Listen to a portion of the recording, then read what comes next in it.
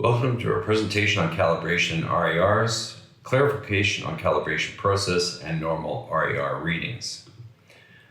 I created this presentation as there seemed to be some confusion about the calibration process and the RER variability during RMR and fitness testing. So the goal of this video is to clarify how and why you should complete calibration as described, and why RER will vary significantly throughout the RMR and fitness testing process.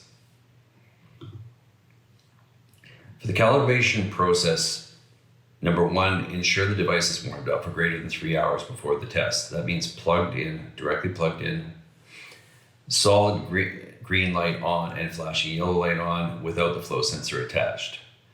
Greater than 15 minutes before a test, turn off the device and attach 2 flow sensor cables to the device and turn it back on. You'll see a solid green light and a flashing yellow light. On the app, create or select your customer.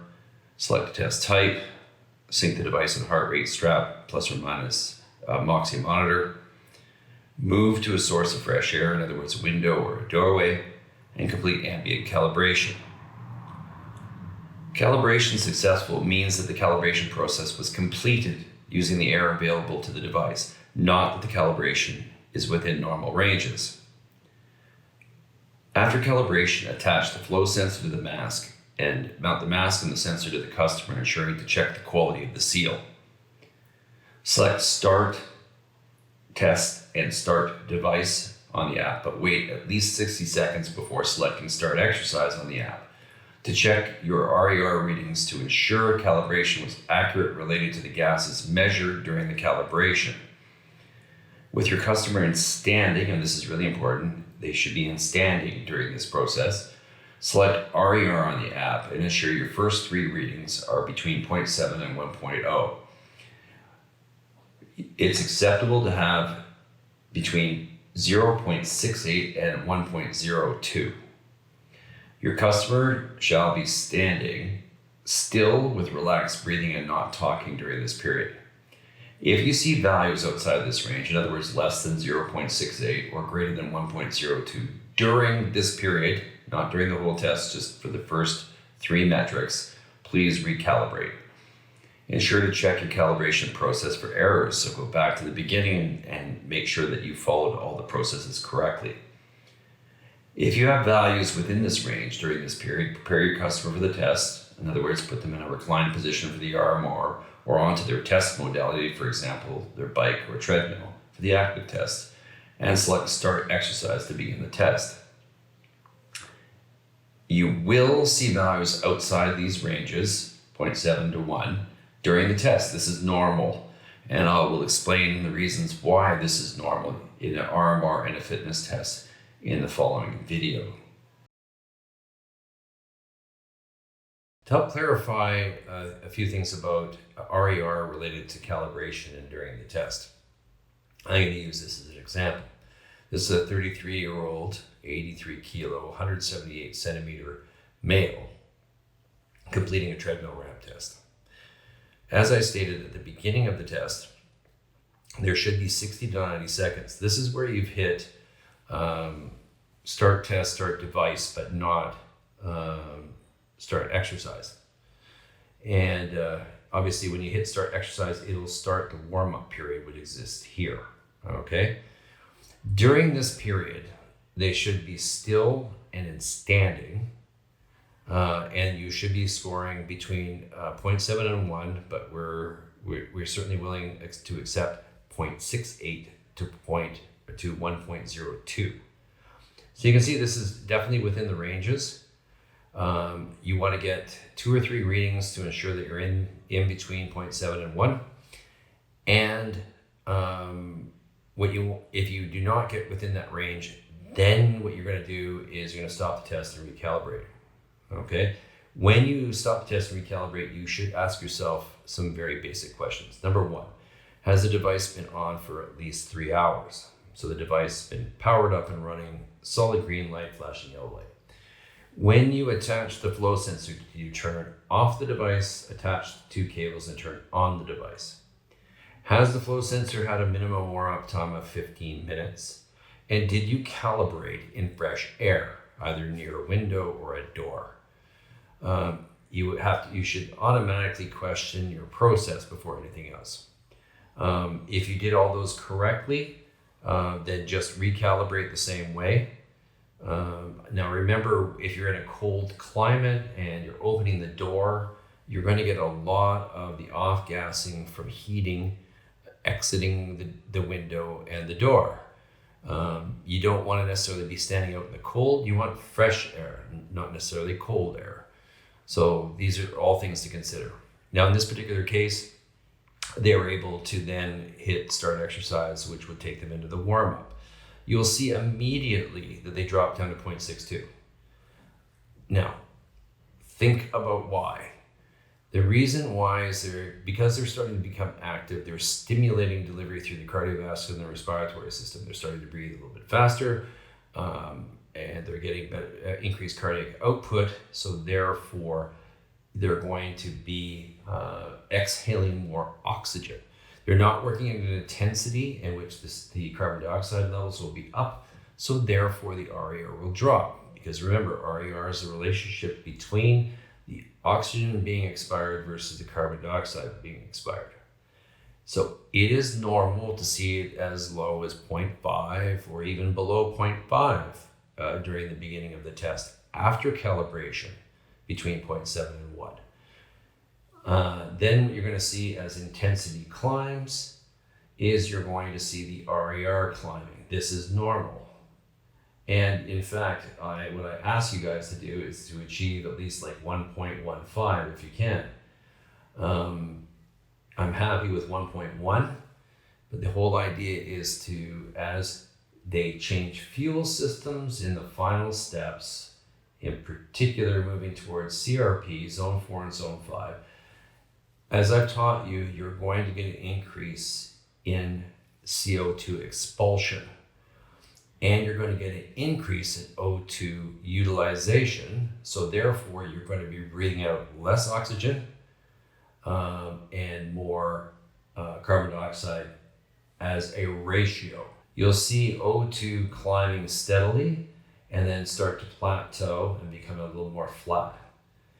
Whereas what you're going to do is you're going to see CO2 being very flat and then inclining even steeper in the final two phases in zone 4 and 5. You should be seeing CO2 levels rising faster than O2 levels as a byproduct of the energy systems used in zone 4 and 5.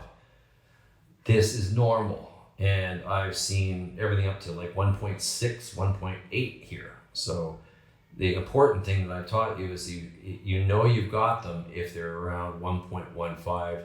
You've definitely got them along with the breathing frequency here.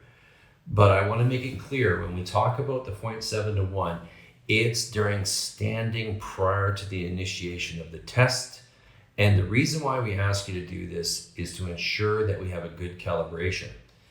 If the air that is drawn into the device during the calibration process is at all contaminated, then it'll completely change all the other results. A great example was I talked with a client recently who was actually calibrating with the mask on the person. So of course all the numbers were awry because of the fact that it was measuring the O2 and CO2 that was coming, that was filtering out of the mask itself by the individual itself, not the room. So I ask you to try and remember why this is so important, why calibration is so important, and to adhere to this white space at the beginning of all your tests. If you don't see this with 2 or 3 metrics in here, you did not wait long enough with your customer in standing mask on to be able to determine whether the calibration was accurate or not. Again, if you don't see between 0.7 and 1 here, or like I said, we're willing to accept 0.68 to 1.02, then we ask you to stop the test and recalibrate, not out of an error of anything, but in order to ensure that the numbers that you're collecting on your customer are accurate. And again, if we talk about 0.7 to 1 here, it's during this part of the test. as soon as the test begins, you can go down, as you know, like I said, I've seen into 0.5s all the way to about 1.6, 1.8. So that's normal, because what we're doing is actually measuring O2 expulsion and CO2 expulsion. And at low intensities, you're going to deliver more than you're going to utilize. So your O2 is going to go up, and you're going to not produce a massive amount of carbon dioxide down here. So you'll see them going up in relation to each other fairly evenly. It's only when you switch fuel systems and you start going into zone 4 and 5 fuel systems that you're going to see your CO2 levels peak and your O2 levels level off a bit. And that's when your RER will switch into above 1. I hope this has been helpful.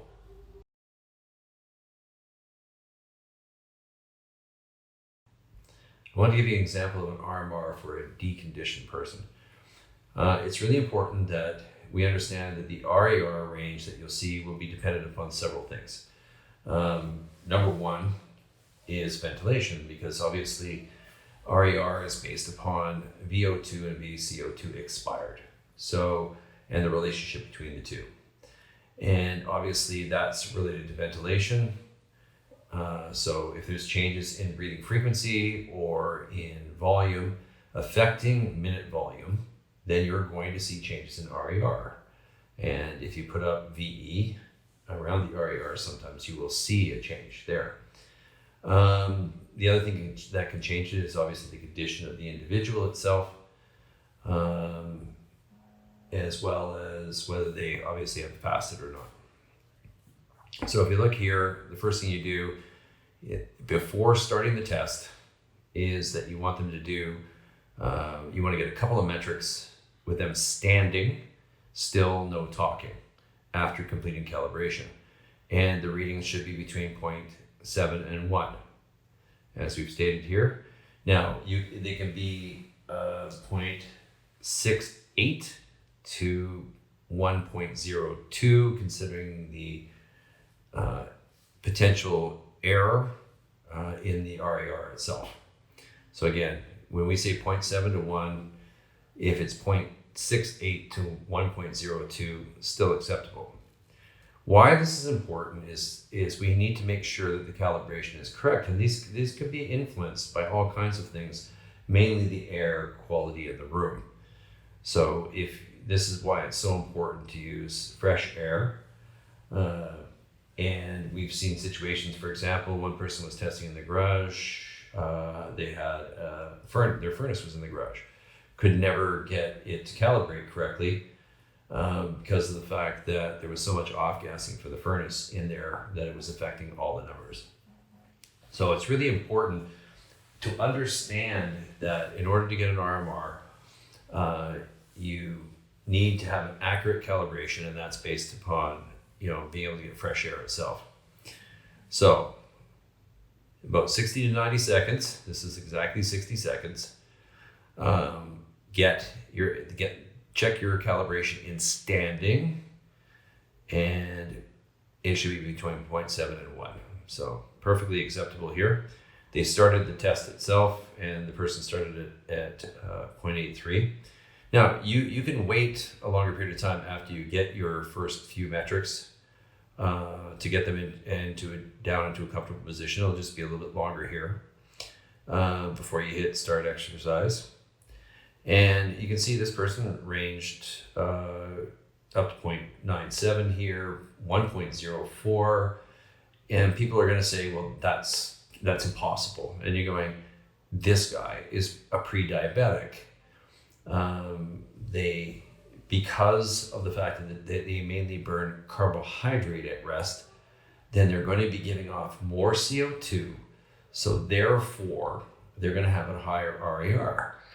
It just makes sense. You need to think about what the metrics are actually measuring in order to give you a number. And obviously, this could be affected by breathing. In his particular case, his BF and VT are pretty stable. For a pre-diabetic, he does what most pre-diabetics do, and that's hyperventilate. As you can see, he's between 16, 17 breaths and 13 breaths. His volumes are above the 0.5 measurement, so that's fine. And these are just guidelines that I've given you guys. I'd just be alarmed if it's below 0.5. But you can see he's hyperventilating, and he's doing it because of the fact that he's burning so much carbohydrate. So how much carbohydrate? Well, you can go in here and you can see 81% carb, 18% fat. And this is what you should naturally do, is just be able to go to the numbers and go, okay, I can see what's going on here. So, and again, I tell you not to use the table of numbers because it's for the whole test, but it is generally close when it comes to the carb and fat itself. All right, so it's not due to ventilation. I love throwing VE up again if I've got some really high numbers, and you can see the VE is relatively stable. So it's not about breathing. In his particular case, it's because of the fact that he's absolutely horrible at burning fat. So don't assume the numbers are wrong if your calibration is correct.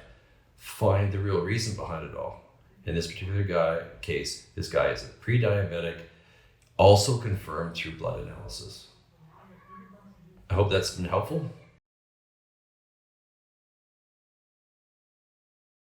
This is an example of an RMR in a 39-year-old, 174 centimeter male. Calibration is fine, 0.69, then to 0.7. He's got his over 60 seconds in standing. He gets a good calibration numbers. As I said, 0.68 to 1.02. But the concern was, how can there be so much variability? He's at about 0.65 here, yet raises up to 0.8 here. These are all normal ranges, and generally what you will find in this particular case, if we look at his fat and carbohydrate, he actually burns fat well. You can think, okay, well, maybe it has to do with his breathing. So you will notice a correlation with even small amounts of changes in volume, sort of tidal volume, or even changes in breathing frequency, because it's going to affect ventilation and therefore going to affect the O2 and CO2 you're breathing out. This is a wonderful example of being able to show this using VE. So this is a test where the person tested themselves. This is actually one of our clients who was concerned about the accuracy of the RMR for the RER fluctuating. This is during movement, getting himself settled. What's going to happen is during the movement, he's going to stimulate oxygen delivery without stimulating CO2 production. So he's going to see a decrease in his RER. Now, you'll see when his VE is stable, you'll see a very stable 0.69. And then at this particular point, prior to you seeing the spike in the RER here, in other words, breathing out more CO2, you can see a change in his ventilation. And this change in ventilation is directly correlated with the increase in the RER. Same at the end of the test, when the ventilation went up, you'll see a concurrent increase in RER. And again, if you understand what RER measures, it makes perfect sense that ventilation will change it.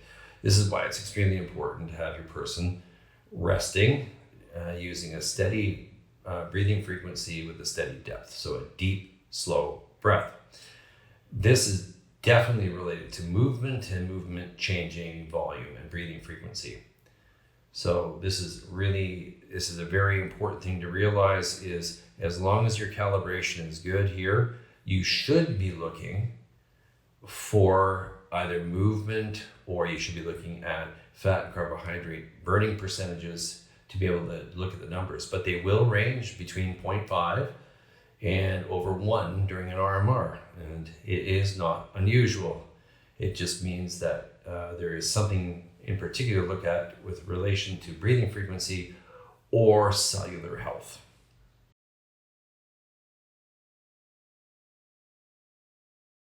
I want to show you a very steady RER, and the reasons why.